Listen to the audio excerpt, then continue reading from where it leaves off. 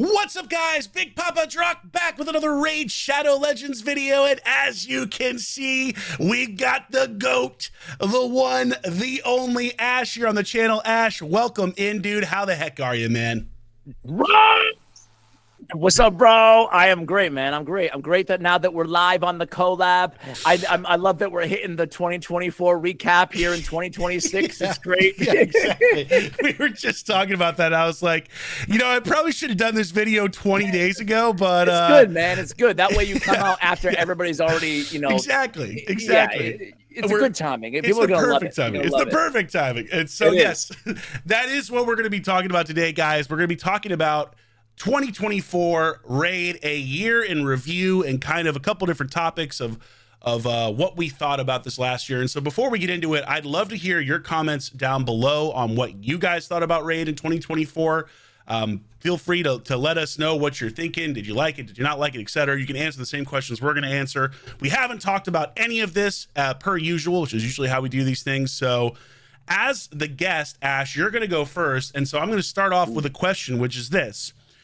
What is your favorite thing that Plarium did for Raid in 2024? So out of the entire year, you could pick literally anything. What is your number one thing that Raid got right? Just because I can never shut up and I can never say this one thing, can I give a couple honorables? Can I give an honorable? Yeah, give some honorables. I don't want to steal your stuff, but like there was some small stuff that I love that they did, but didn't make my number one. First of all, I love that they started the champion rebalancing again. I thought they nailed it with a lot of them, not all of them. But even like the whole strings, the Operadins, the Jingwans, the Queen Avas of the world, Gamma-Ran, like Hackhorn Smash Lord.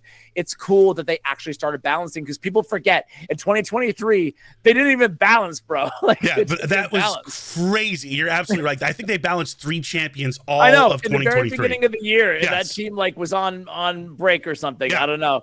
So even though we're only getting 2 a month, it's nice to actually look forward to who are they going to buff this month or whatever, so that was cool. My personal favorite was like really close between 2 things, and one that I didn't choose was Epic Empowerment. Love that, right? It's like it's a little thing, but it's a big thing, right? Yeah. And it allowed Epics to actually, hold their ground a little bit, in the face of what is power creep and Raid Shadow Legends. But my favorite was, and I feel like I'm forgetting something, but my favorite, I think, was the more comprehensive introduction of events, event dungeon with a new 9-piece set in Pinpoint, with all the daily loyalty free legendary, like the Odin event and now the Alice event. I guess kind of that's 2025, but whatever. The introduction of the event dungeon into the game, I thought it was a really a more thorough way to add new content to the game, rather than just slapping on a brand new, Xena. That's it. I like they added a dungeon and a boss and a bunch of new champions, kind of told a story around it. So I like the event dungeons. Okay, that's actually I didn't even think about that. So these like all of your things were things I'm like, you know what? Now that I'm thinking about it, those are actually pretty good. You didn't think about any of my things? I literally didn't think about any. There's There's only one thing that came to mind for me. There's only one thing when I look back at this last year where I was like, yes, we needed this for a long time, and what an absolute win. And that was autoing the clan boss. Autoing the clan boss was my number one thing. Instant clan boss. Yes. You might be right, bro. I don't know, because Epic Empowerment, now that you mention it, I'm like, that actually really was. Who wants to go back in the days of not instant battling clan boss? In terms of like, bottom line, my things didn't save time. They were just cool things. But I think it might be, and maybe 2025 will be instant battle Hydra. We do this video again next year in 2026, of course, late as always. But that for me, that was the number one thing where it just saves so much time in game for me. And I think that's like one of my overarching, and I think for a lot of people that play Raid, one of the biggest issues is like, oh man, it takes so long to do everything on a daily basis in this game. And that one quality of life improvement, even though I could argue they didn't get quite 100% right by letting everybody auto it, you have to 1 key first, but even still, it was a massive win for me, and that is my number one, like, congratulations, thank you for giving that to us, Plarium. And it was something that I had asked for, and I think you had asked for, and other creators and community for years. So that was my number one. I do think the instant battles it needs to be further implemented into the game. We know the Hydra's coming, hopefully in a month or two, but I mean, really anything with keys, once you can clear it with 3 stars, once you've proven you've mastered it, right?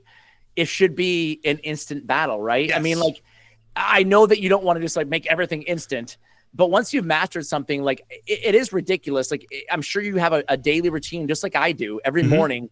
I'm like, all right, I'm going to spend 10 minutes staring at my team doing faction wars 2 times or whatever.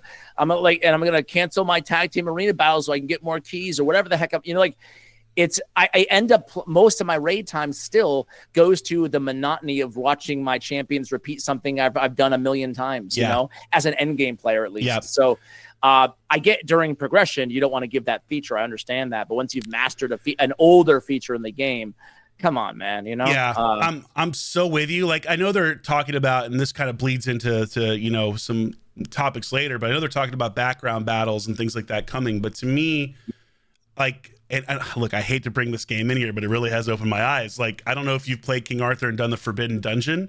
You can auto clear every level after you've beaten it. And I'm like, oh, this is what it feels like. This is incredible, right? And so if they just let us do that for some of these Doom Tower things, for some of these like faction wars, like the smaller Doom Tower pieces boss is a big one. Yeah, like who wants to farm Frost Spider? No, oh God, Jesus, no. I mean, like, and the thing is, I don't think it disrupts the balance. And so, yeah, I agree with you. I hope they take that further with more pieces of content in the game being something that you can auto once you have proven, like, listen, I got this. You know what I mean? So totally with Nothing's you. Nothing's gonna go wrong, Plarium. And like, it's even making areas like the playtime issue is making some of my favorite areas of the game. Like, I actually really enjoy Chimera. I don't know about you, but it is starting to feel like, I know that I don't want to let my team down and I'm not going to auto. So I don't full auto anything on Chimera. Yeah. And I just know it's going to cost me like 2 hours of my night, and I almost start to,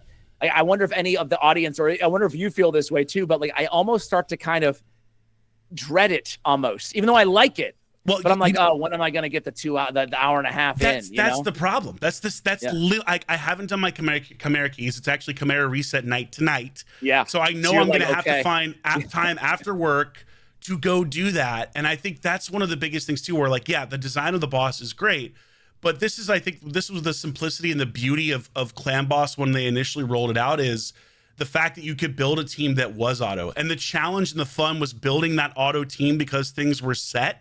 That was what made it exciting. And that's why people like Deadwood Jedi exploded with like Clan Boss calculators and stuff like that. Like, to this day, I still think Clan Boss is probably the overall best content, besides maybe Doom Tower, that Raid has ever released. And then personally, Live Arena in some ways, because I'm a PvP guy. But yeah, I'm totally with you, man, because it's just finding that time to do it. Like, sounds crazy over the course of a week, but like, people have busy lives. So you add Hydra to it. Yeah. Hydra and Chimera is like, oh my God, I need 5 1-hour blocks minimum. Yes. That I need to make. And just like you said, I have the same feeling. I had it last night on Hydra reset. I had 1 key left and I'm like, I have so many things I got to do today. I have things I want to do tonight, but we're in a very close Hydra clash. And I guess I got to make an hour and a half somewhere, It's just like, dude, I literally did my last Hydra key at 2:53 in the morning, 7 minutes before the clash ended. And like, thank God we were winning the clash. But that's the other aspect of it too, is that like your teammates are depending on you in certain scenarios to deliver. And there's a lot of pressure there, which actually, funny enough, it leads me into my next question, which is, we'll be here all day, bro. Yeah, dude, we really 100% we're going to be. Before we start this video for the audience, Drock's like, it'll be a real quick one. And I'm like, I don't know with me here, bro. I don't know. And I was like, yeah, with the both of us, we're definitely cooked. But that is hilarious. We literally said that before we started this. But so that leads me to my next question, which is, what was your least favorite thing that Plarium did last year? And again, it could be literally anything they did in the game. What was the thing where you just think they really missed the mark here? What a fail. Yeah, I'm very curious again where you go on this one, because I think the easy answer is not what I'm going to say, because I choose to go, rather than the most painful decision that they made, I chose to go with the biggest letdown, and that is Clan Siege, man. Oh, yeah. Clan Siege. It's like, because Clan Siege feels like an alpha version of Clan Siege, right? What we have right now. Yeah. And Clan Siege, I won't lie, man, when it comes around every 8 months, in the game or whatever, I actually do kind of enjoy, oh, it's Clan Siege Day, because attacks, unlike a Chimera battle, they don't take an hour and a half. You can you can bust them out pretty quick. And I do think there's some substance there that they certainly can build on, but it feels like they almost rushed out the feature before it was really, super thought out, robust play testing and whatnot. So I feel like Clan Siege was just a big disappointment to me. It feels like it comes around every month, and it's fleeting and it's not as strategic. It doesn't give a lot of depth to the strategy. It's like, oh, I got to all the whales in our clan, make sure that they get their attacks in, and there you go. I feel like they could do so much more with it, and coming from Clash of Clans back in the day, what they did with Clan Wars, it just feels so far from what it could look like a real strong clan versus clan system. Dude, you're so right. We even did a collab video on your channel about that before it launched. I remember us talking about how we really had high hopes. Because even some of the other games that I dabbled in, one of the ones I played was Age of Z Zombie Origin, and the best part of that game was the community battles and the fact that you could watch replays and watch things live as they happen, watch your teammates fight. And I feel like that's an overarching theme with stuff that Plarium does, where there's these incredible things they talk about, and Siege is a great example of this, where it's like, oh, this could be so much fun for people of every level if it's done correctly, and it arrives half-baked. You're just like, why did they not take the time to fully cook this? Yeah, it's a letdown. It's a letdown. That's what do you have? Okay, so you had honorable mentions for the first one. I've got an honorable mention for this, which I think would probably be most people's choice, but this is not my number one choice. We didn't go with it either. So the honorable mention for me was how they handled the Hydra situation. Okay. That was that was the one that I said is the obvious, most painful to go on. Yeah. And so I think for obvious reasons, I mean, it needed to be addressed. Like, the fact that it took a year to address it in some capacity is insane to me. How it has been addressed, definitely, in my opinion, not the right way to go about it. I think they could have done something really simple, which is just simple.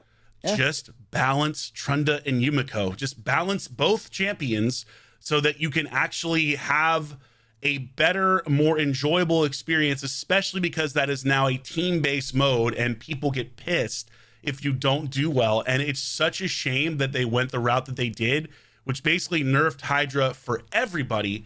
And I don't think anyone was super jazzed about the changes of oh, this is the changes are incredible. People realize they needed to be changes, but they just totally missed the mark for me. Yeah, I mean, some things in the game, and I've seen this with every game I've covered on YouTube for over a decade, right? Is some things you just understand as a developer that the community will come around, they'll adjust, and maybe in a year they'll look back and think, I like it better this way. It just takes a long time. Sure. This doesn't feel like one of those. No. It feels like everybody still prefers the way it was. It feels like the whole Hydra, they made it more difficult, but they made it difficult in a very annoying way. They changed the mechanics. Everybody liked the way it worked in terms of the decapitating heads and the no nerfs to the ally attacks. And they just went so overboard, changing probably the most popular game mode in Raid. For no reason that anybody, that 90% of the player base can wrap their heads around. My last poll about do you like the Hydra changes, I think 20,000 people voted, and I think it was 91% dislike. That's a pretty bad ratio, It's pretty bad. Yeah, they won't make any changes. They won't revert in any way, I don't know. It's one of those things where I just feel like it's such a missed opportunity. And I think for most people, now I'm really curious to hear what people's least favorite change was. And of course, what your favorite change was, but I'm really curious to hear if people agree with us, and obviously you did a poll, but yeah, that's one of my honorable mentions. I'm actually going to throw another honorable mention, and this is more of just overarching for Raid, which is, and you could put this on any game mode, any aspect, champion balances, doesn't matter. Why does it take so long to make changes in this game? That is something that continues to baffle me. Raid and Plarium, in my opinion, have really talented designers, really talented developers, but I truly do not understand, especially as someone who works during his day job in software, why does it take so long to do some of these fixes when certain fixes, like nerfing a champion like Madman, happen almost immediately, or Corpulent Cadaver, and other stuff takes forever. I just don't get it. I truly don't. That's an honorable mention because it covers everything. We're still not even at my number one. What is it? I'm dying here. I feel like I'm missing something. It's me. So we all know what it is if you watch me. Okay. You know what they it's going to be. didn't address it? Is that the problem? It's all right. Okay. I truly loved Live Arena for a very long period of time, but when they went in and they pretended to nerf Polymorph but actually buffed it, it so viciously sucked the fun out of that experience for me that it got to a point where I just did not even want to play the game mode anymore. So for me personally, that is my biggest fail of 2024. And Pinpoint coming in helped it in some ways, hurt it in others. I still feel to this day, a year later, that it hasn't been properly addressed. Hate me if you want. I don't care. That's how I feel. There you go.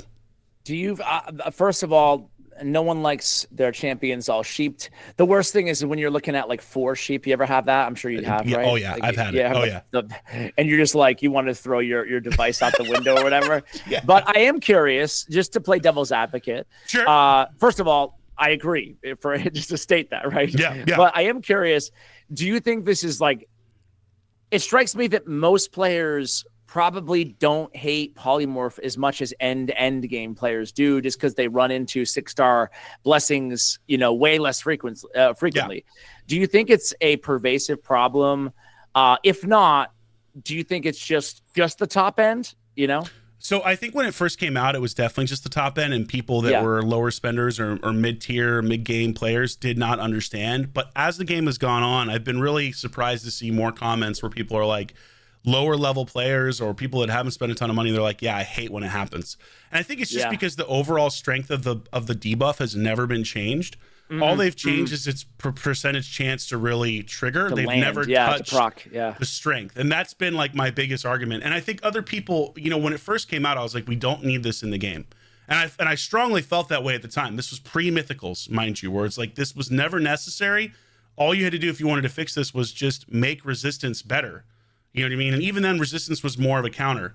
When mythicals came into the game, then it was like, okay, now we actually kind of do need this a little bit, but it still shouldn't be a fight-ending thing where if the wrong champion gets polymorphed, it's game over. And so they continue to introduce ways to RNG counter it, but they've still never actually dealt with the root problem, which is the debuff is just too strong. Like all they needed to do instead of introducing Pinpoint or anything else was just balance it correctly from day one, and it wouldn't have been an issue. And again, even now I'm like, look, you got to have it in the game because you made mythicals ignore resistance. It's like, it's now a necessity. That's the design decision they went. But for the life of me, I will never understand, other than the fact that I think it's because they wanted to sell energy packs and sell more stuff, I'm being completely honest, why they didn't just make that concession to improve the overall strength of the debuff and not make it so game breaking. That's all. Yeah, I hear you. I mean, maybe this is not enough for you, but to me, just allowing the polymorph sheep to keep the champion's speed and make it 1 turn only, like that would be, to me, that would probably be enough. Is that enough for you or no? Just don't have it harder. Don't have it affect health, because that's it. Those 3 things: 1 turn. Don't make the speed insanely slow, especially now we're in this insane speed meta in Arena. Yeah, it's ridiculous. If people are rocking 400 speed now, 480 more than speed, 490 speed. Well, I'm saying, I know. I'm saying like your average end game player who's not a whale are starting to hit because of blessings and now relics. 400 speed. They're lapping quadruple sheep. Yes. And it's still a problem to this day. And I'll die on this hill for forever until it's actually addressed. But yeah, I don't want it to go away now anymore. Okay. I think you have to have it, but I would love to see it not do half of a champion's health, which is insane damage-wise for a non-damage ability. Like that's crazy. And strip every buff and put your speed at 150. And on top of that, potentially be 2 turns. It's still ludicrously out of whack with the rest of the game in terms of stuff that happens. And like now you have relics that can hypothetically reflect it back. So now it's even more of like, what the hell's going on? What is happening in the game? RNG on RNG, RNG all over the place. So for me, that was my number 1 least favorite change of 2024. But it's not all negative. We're going to look forward now, and we're going to say, what is the one thing you want to see happen in 2025? If you could pick one thing in the game that they improve, that they change, that they fix, whatever, that they introduce, what is your number one thing? It's a tough one, man. My number one gripe was Clan Siege. So I would love to see them just rework that whole beast, right? But I almost want them to do the same with Curse City. I don't have a problem with Curse City, but I think that rather than adding new, huge content to the game, another tower, another city, another whatever, really going back and just making what they have a lot more compelling, maybe, Yeah. I know they said that they look at Doom Tower, for example, as a complete feature, like it's done. And I totally understand that, right? Like no one's going to be excited about a nightmare floor of Doom Tower.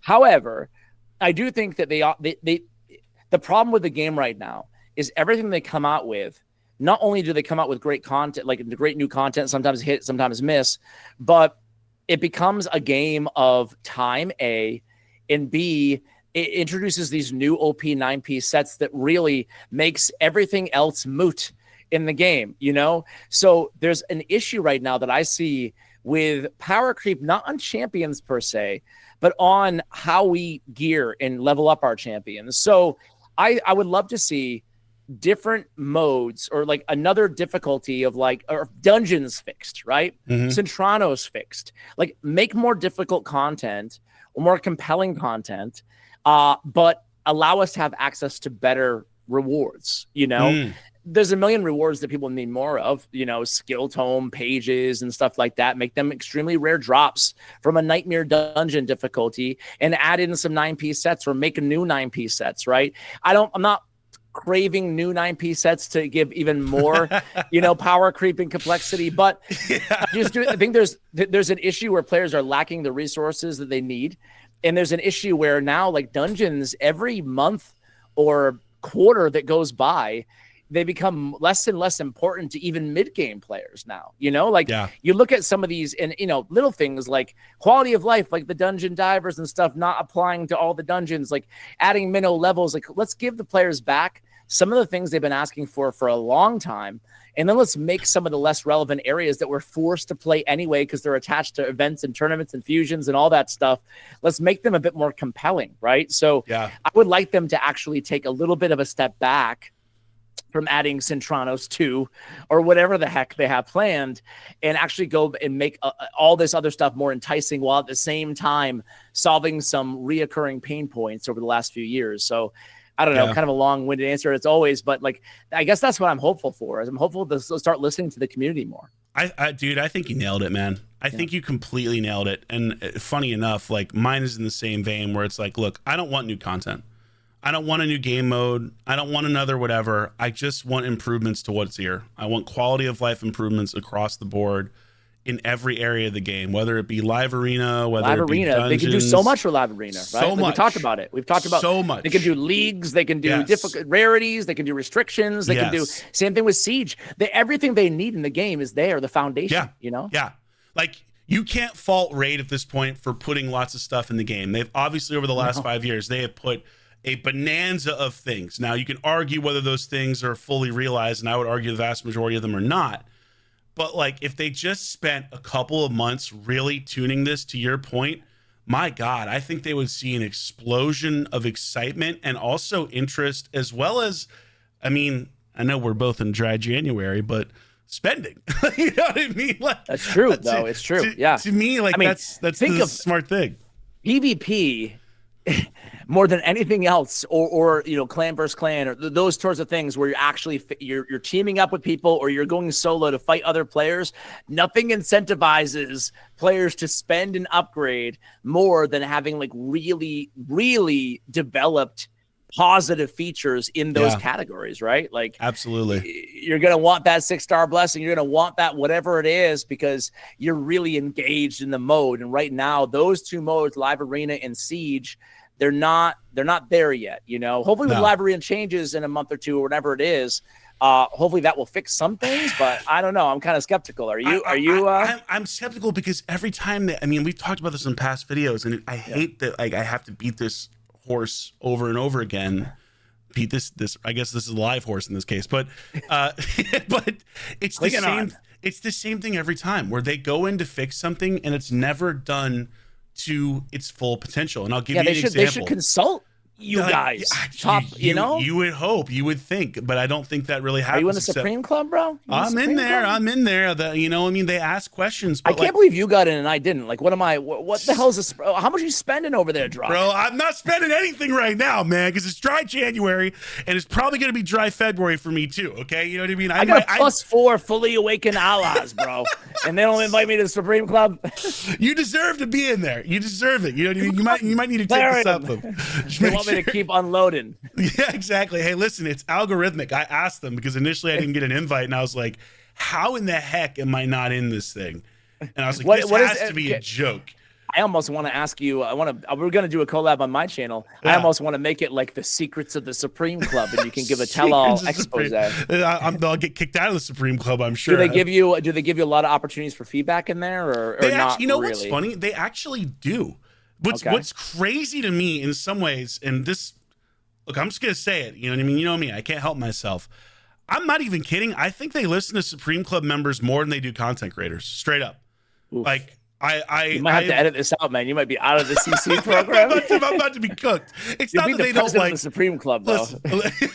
Listen, I'll just say that the people that run, I won't give their names. I don't know if I can say their names, but I'll just say the people that run the CC. You're already enough trouble, bro. I'm already cooked at this point. Yeah. It's over for me. But the people that run the CC program are awesome. They do a great job of listening. They do a great job of trying to hear us, but they don't have the power to make decisions. Whereas I feel for some reason that in the Supreme Club, the people that are a part of that seem to be, I don't know if they're more decision makers or if they're able to get those responses. But like a great example of this is when they released information directly to Supreme Club members only. They didn't go to content creators at one point where I was like, bro, what? Like, these are questions that people have had for a long time.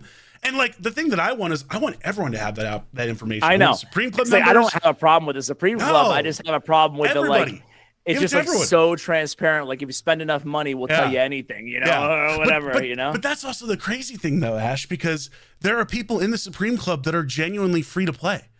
Like I don't. The algorithm is so crazy in how it works. Then maybe I'm mistaken. Like the vast majority of people in there. That's cool though. It is. I like that. I love that you have diversity of opinion in there, and I think that's important. Like the vast majority of people in there are definitely spenders, but there are people in there that I'm relatively certain are either ultra low spend or free to play. So I don't know how the algorithm works. That's what they told me. It's are people in there?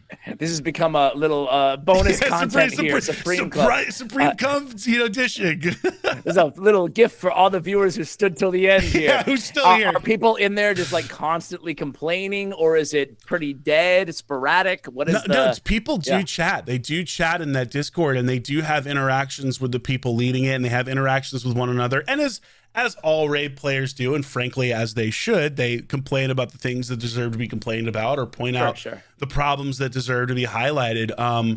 It's like, to me, it's not a bad idea. I just, this is the ever ongoing issue is like, does Plarium listen to our feedback or not? And when they do listen to our feedback, do they actually implement the things that we suggest?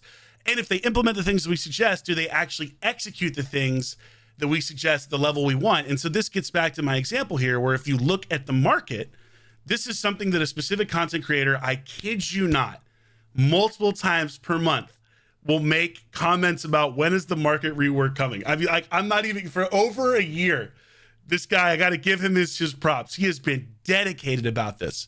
And so they finally redone the market, right? Who is it? You can't say their name? Should I say their name? I don't know. Yeah, why not? I mean, they pay for the market, and they get in the market. It's Palomas. Palomas is, I believe, a Spanish creator. That's his thing. Like, that's what he wants. And to his credit, he's right. Like, this needed a rework for a long time. So here we have the rework, but where's the freaking rework? Like, you know what I mean? I'm assuming they haven't done it yet. They did it, but they didn't go all the way to where they want. And you can look at King Arthur's, again, as another great example of this. We're like, okay, you can now buy a couple of bad artifacts and occasionally a legendary artifact in the market, but there's no chance to get any additional. You talk about scarcity, right? You talk about not having access to certain things. There's no real rework on being able to buy stuff that might be helpful for your champion. Like, for example, an epic or legendary tome. And we know it's rated. We know it's going to cost an absurd amount of silver. I saw one piece, someone posted a screenshot. I can't remember where, maybe it was Reddit, but they posted a screenshot where a 6-star legendary like boot in the marketplace was going for 6.8 million silver. And this is unrolled. This is unrolled. Oh my God, dude. I was like, what are we doing? So this like gets back to my core point of what I really hope changes about live arena. Yeah, about everything, live arena, whatever. It's just like when you go to do these reworks, which is, hey, look, awesome that you're doing it, awesome that you're listening to feedback about that, but please, like, get them right. You know what I mean? Like, get the reworks right. Tavern, get it right. Market, get it right. For the love of God, when you go to redo gear this year, which I really hope you do, let us filter by level. Let us filter by set and accessories so cleansing is easier, so the game is more fun to play and less of a chore to play. So that's my epic long rant here. But I like it, man. I love a good Drock rant. What are you gonna do? It's what I'm known for. You know what I mean? Now I'll start screaming about sheep, and the people will really go excited in the comments. But that's what they love. That's what they came here for, man. You did not disappoint. Never. So final thing. If you're looking at 2024 for Raid and you had to give them a score of 1 to 10, complete brutal honesty, what is your score for how they did? Golly, man. Okay, so they did the empowerment, they did the quick battles, they did the Chimera, they did. Sometimes you forget the little quality of life stuff. You know, I'm trying to remember if I forgot anything. And that's very fair. That's very fair. They did champion rebalancing, they did siege. And Siege was a flop. Chimera was pretty good, I thought. I'll give them dude, I would honestly give a 7 if it wasn't for that Hydra debacle, bro. Yeah, that's a rough one. The Hydra debacle, they lost a lot of players, man. Dude, they really did. I don't know if you saw that. I'm going to have to go like a 5.5 because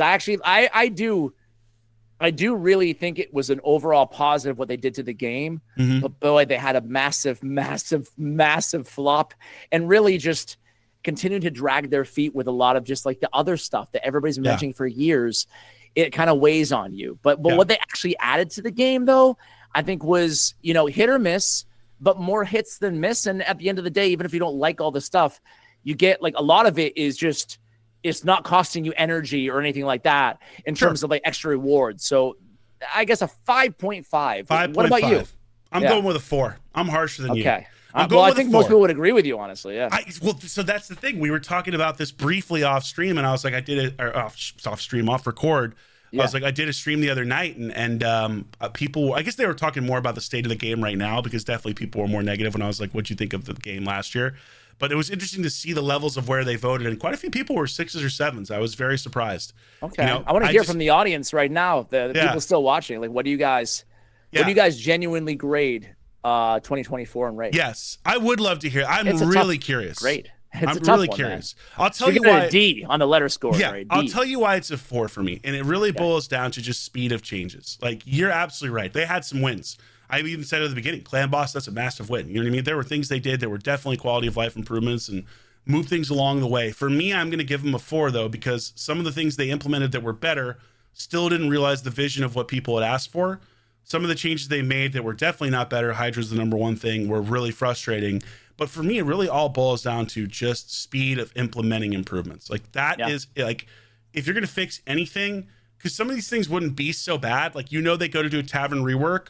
That's not going to be touched again for another year. Like, that's the problem, where it's like, they'll go in, they'll do an update, and it's going to be at least a year, if not longer, before that is touched in a meaningful way again. So if they just improve the speed of some of these things, I think that would solve a lot of the problems for me, because if they didn't get it right on the first pass, which is totally okay, it happens, at least they could come back in quickly and be like, hey, you know what? We can improve this. We heard your feedback. We saw what things you need to change.